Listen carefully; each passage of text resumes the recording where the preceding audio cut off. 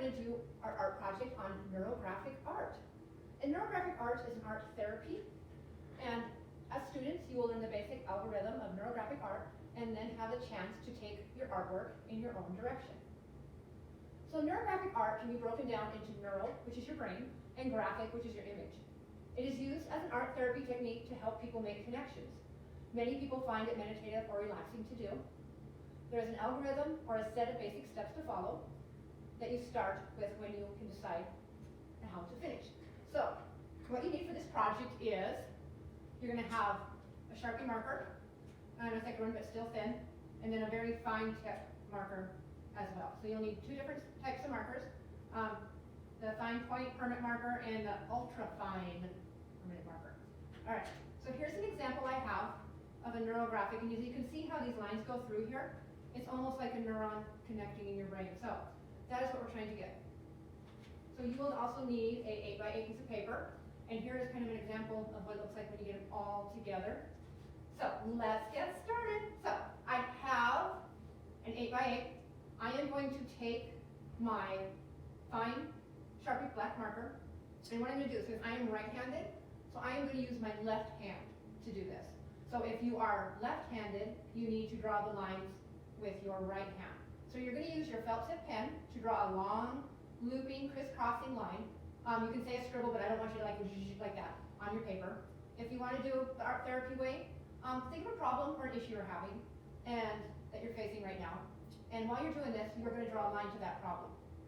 Okay. So don't try to draw something, just let it be a line.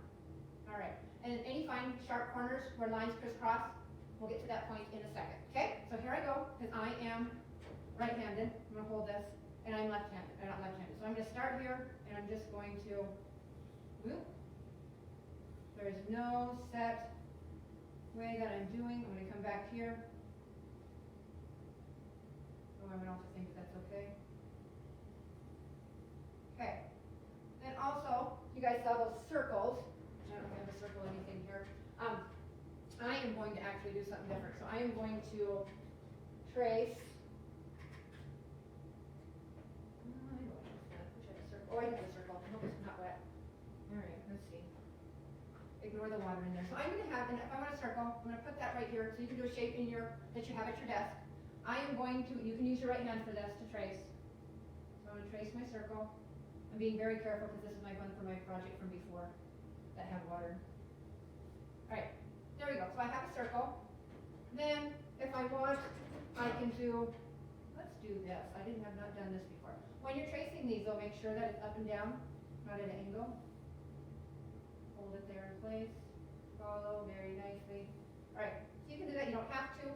All right, so the next step that you're going to do is you are going to, I'm going to put that one out here like that because we want that connected. And then maybe I'm going to come back and connect through there. All right.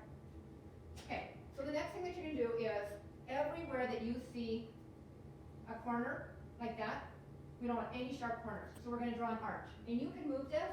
So I go here, draw an arch, fill it in. Turn it around. I go here, make an arch. I want that to be rounded. Because in a neuron, are there any straight edges in a neuron? No. So come in here, try to make that turn here like that. And then we're going to do this again. And what happens is you're going to start forming, and I move it because I have this rhythm here, and you do not have to do it like this. If there's a certain way that it feels easier for you to do, then do it. There is no wrong or right way. The only wrong way is if you leave a square. We want all the corners, and you can go like this because I've done that to make it a little bit better, and that's fine. So then I'm going to sit here like this, and like that. I might zoom in a little bit here. There we go. So you guys can see a little bit, and then I'm going to focus it so you can see. There we go. All right, so when I'm making these, I'm going here, curving, filling in. If I want to go down a little bit further, that's fine. Again, curve. It can be a little bit further, it's okay. What you're creating is a neuron part here. Like I said, and if you use the art therapy way, just think of you're thinking of a problem, and this is here. Relaxes you so that you forget about it more. So there we go. All right, so here we go. Rounded. starting to take shape. I move it around a lot. Like I say, sometimes it's that certain way of moving this that you can draw that little arch. I don't know just because I'm right-handed. But as you can see, you're starting to see that round. And then over here, you will do this on every corner. So you will have all of these filled in.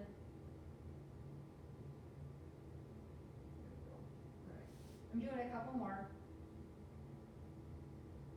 All right, so I have this. I'm going to zoom out, or zoom in a little bit. And as you can see how that right here, let's zoom in.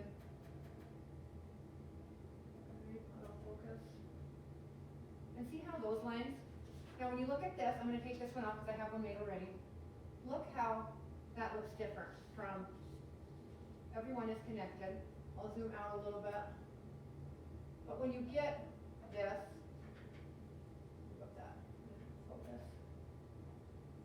When you connect them all, which is nice, you will see that every single one of these right here are all connected. I'm going to put that on so I'm not coloring right here. But all of these are connected, and every one is a round shape. So every sharp corner that you see, you're going to do that little round curve there and create a whole bunch of circles so you get that neuron feeling of connecting.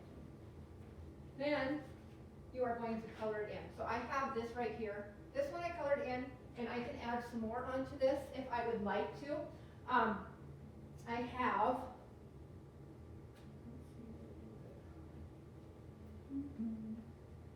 so I have a bunch of ones that are with marker, and then I also have some that are with, this one here I used up some extra food coloring from a project I was doing, so I just used what I had left on here.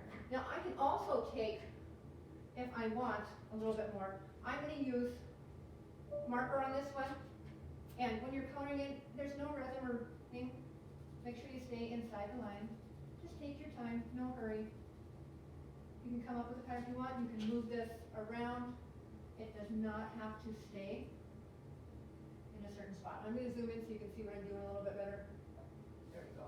So I'm coloring here, and as you can see, I'm not pressing hard with the marker. If you press too hard, it's going to dry out. So I have the green here, and then if I want, maybe I want to take that shadow and make it a little bit deeper. So I can take this green, and it looks like with this darker green, and go like that and kind of create an edge. So I have that right there. That makes it look like it's moving through. Then maybe I want, oh, maybe I'll have green here again. So I'm going to go ahead and I am going to put green. Oh, I have a different green. That's okay.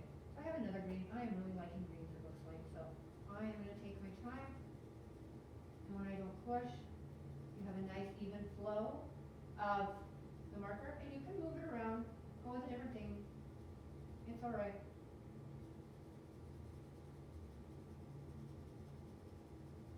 I should have picked the short one, but I picked the big one.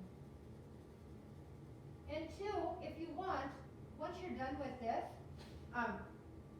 you can also mix colored pencils in here too as well.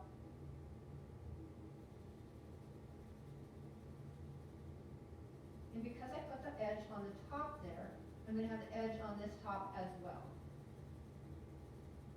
Alright, so I'm going to take that, then I'm going to go ahead and I'm going to do like I did there, and I'm going to kind of come in and make that edge. When you make that edge, it looks like and a hole in between, so, and then it just kind of goes. Just a nice, I'm going to go all the way. So we know there that is that edge right there, and that kind of creates a different effect too.